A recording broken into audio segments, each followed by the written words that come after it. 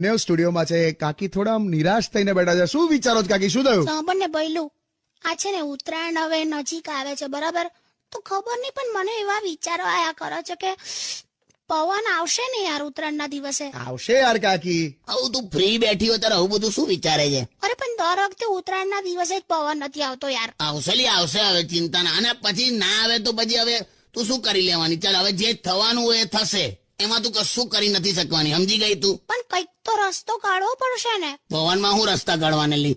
તમે ટાઇટેનિક પર લીંબુ મરચા લગાડી દો તો આમ પલટી ના મારે તેમ? એવું નથી કહેતી હવે. બાબાજી, જે હોય જેટલું મળે એમાં ખુશ રહેવાનું યાર.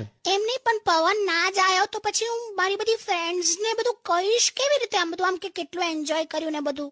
લા યાર જો યાર, હવે તું તારી ફ્રેન્ડ્સ ને શું કહી છે તો હવે હું શું કરું યાર તારું? ના કઈ નહીં, હું છે ને આમ એવું કહી દઈશ કે ઓકે અમારી અગાસીમાં તો બહુ જ પવન હતો. બે ઇન્ડિવિજ્યુઅલ અગાસી પ્રમાણે અલગ અલગ પવન ના આવેલી, આખા એરિયામાં એક હરખો પવન હોય. હાલા નહીં. તું જપને લી, હવે તું ખુશ. જો એક મિનિટ, આ દિવાલ પર શું છે? જો આમ જો ને, હા ક્યાં? આ દિવાલ પર શું છે? ગરોડી છે.